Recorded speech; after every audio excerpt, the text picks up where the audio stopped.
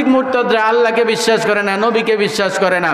একবার ইরাকে বাগদাদে এক রোমানীয় নাস্তিক সে চ্যালেঞ্জ ছুড়ে দিল দজলা নদীর তীরে যে কোনো মুসলমানের কোনো ব্যক্তি যদি আমার 3টা প্রশ্নের উত্তর দিতে পারে তাহলে আমি সদল বলে ইসলাম গ্রহণ করব।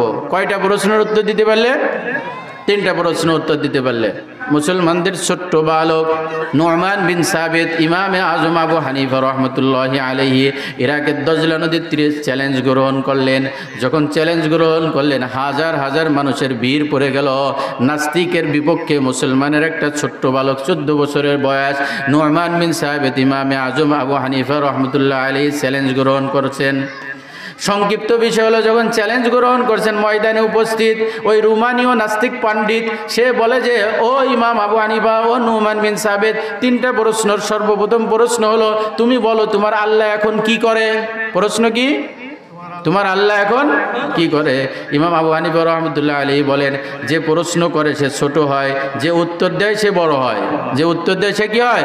বড় হয়। বলে তুমি প্রশ্নকারী উপরে থাকবে, আমি উত্তরদাতা নিচে থাকবো, এটা হবে না, তুমি নিচে আসো আমি উপরে যাই। ইমাম আবু হানিফা রহমতুল্লাহ আলাইহি উপরে গেলেন আর ওই নাস্তিক নিচে চলে আসলো। উত্তর দেয় আমার আল্লাহ বর্তমান এখন এই কাজ করলো, তোমার মতন এক গাধা মার্কা নাস্তিককে উপরের থেকে নিচে নামাইলো আর আমার মতন ছোট্ট এক বালককে উপরে উঠাইলো। বলেন সুবহানাল্লাহ। নাস্তিক হতভম্ব হয়ে গেল। দ্বিতীয় প্রশ্ন করলো নাস্তিক, বলো তো ও নু'মান তোমার আল্লাহ এখন কোন দিকে তাকায় আছে? নু'মান বিন সাবিত বলে একটা আলো জ্বালাও। একটা আলো জ্বালানো হলো। বলে তুমি বলো তো এই আলোটা কোন দিক তাকায় আছে? বলে আলো তো সব দিকেই আছে। বলে আলো যদি সব দিক তাকায় থাকতে পারে, দুনিয়ার একটা বস্তু আলো যদি সব দিকে তার দিক থাকে, আমার আল্লাহ এই আলোরও খালেক, আমার আল্লাহ সব দিকে তাকায় আছে। বলেন সুবহানাল্লাহ। নাস্তিক তৃতীয় প্রশ্ন করে, বলে তোমার আল্লাহর আগে কে ছিল? তোমার আল্লাহর আগে কে ছিল? ইমাম আবু হানিফা রহমতুল্লাহ বলে তুমি কি পড়ালেখা জানো? বলে জানি। তুমি কি 1 2 গুনতে পারো? বলে পারি। বলে তুমি গোনোতে 1 থেকে 10 পর্যন্ত? 1 2 3 4 5 6 7 8 9 10। বলে ঠিক আছে আর গোনা লাগবে না, এবার একটু উল্টোভাবে গোনো, 10-এর থেকে উল্টোভাবে গোনো। সবাই একটু গোনেন, 10-এর থেকে উল্টো কি?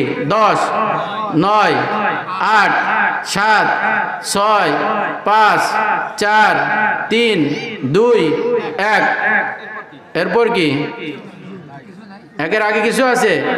বলে ও পণ্ডিত নাস্তিক আহাম্মক কোথাকার, তোমার 10টা সংখ্যার যদি শেষ সংখ্যার পরে যদি আর কিছু না থাকে, আমার আল্লাহর আগেও কিছু নাই। বলেন সুবহানাল্লাহ।